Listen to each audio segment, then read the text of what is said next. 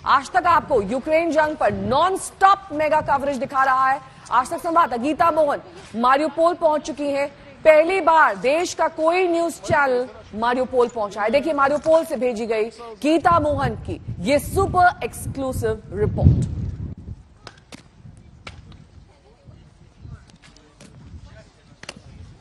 टूटी हुई इमारतें, बिल्कुल शैटर्ड विंडोज, लेकिन फिर भी इन बिल्डिंग्स में, इन इमारतों में अभी भी लोग रह रहे हैं। ये रिहायशी इलाका था, रेजिडेंशियल कॉलोनी था, जिसमें बमबारी बहुत सही मारियोपोल में।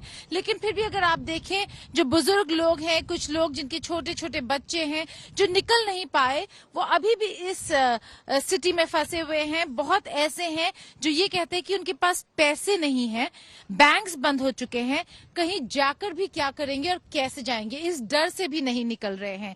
यहाँ पे पानी नहीं है, इलेक्ट्रिसिटी नहीं है, बिजली नहीं है, तो लोग यहाँ पर बाहर किचन, छोटे छोटे किचन बना रखा है उन्होंने, और जो पानी है अथॉरिटीज टैंक्स भेज रही हैं और पानी वहां से आता है। ये लोग अपने कैनिस्टर्स में पानी भर कर यहाँ ला रहे हैं। तो बहुत ही मुश्किल जिंदगी जी रहे हैं यहाँ पर मारियोपोल में, बमबारी के बीच में। हर 30 सेकंड में आपको यहाँ पे बम के धमाके, ये देखिए बम के धमाके सुनाई देंगे।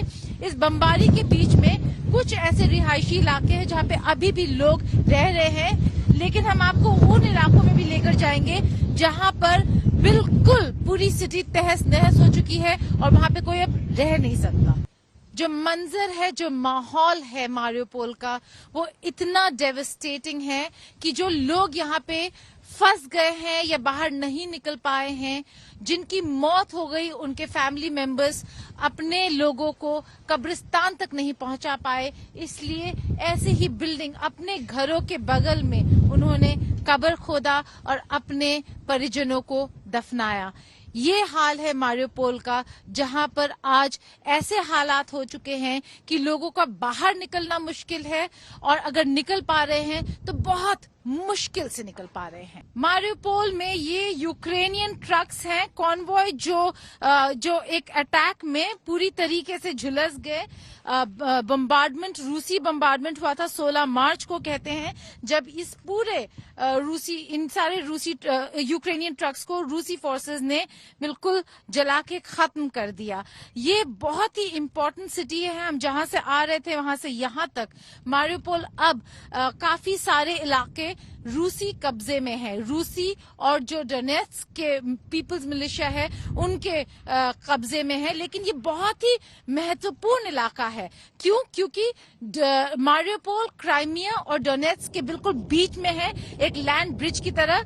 देखिए बमबारी चलती जा रही है। जहां पर हम खड़े हैं वो फ्रंट लाइन से बस 10 किलोमीटर दूर है।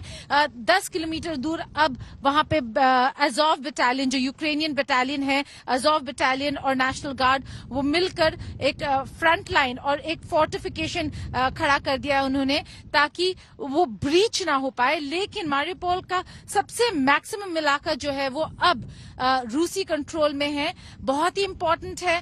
कहा जाता है कि अगर मारियोपोल जीत गया तो पुतिन के लिए ये यूक्रेन में सबसे बड़ी जीत होगी। यूक्रेनियन फोर्सेस कोशिश कर रहे हैं वापस लेने की मारियोपोल को, लेकिन अभी ऐसा लगता नहीं है। जिस तरीके का हम फोर्टिफिकेशन इस तरफ देख रहे हैं, जिस तरीके के फोर्सेस हम इस तरफ देख रहे हैं, ऐसा लगता नहीं है कि यूक्रेन या यूक्रेन के फोर्सेस इस बड़े इंपॉर्टेंट पोर्ट सिटी को ले पाएंगे। मारियोपोल बिल्कुल सी ऑफ अजोव के बैंक्स पर है, तो इसलिए बहुत इंपॉर्टेंट है कनेक्टिविटी के हिसाब से भी। कैमरा पर्सन सत्य राउत के साथ मारियोपोल में गीता मोहन, आज तक।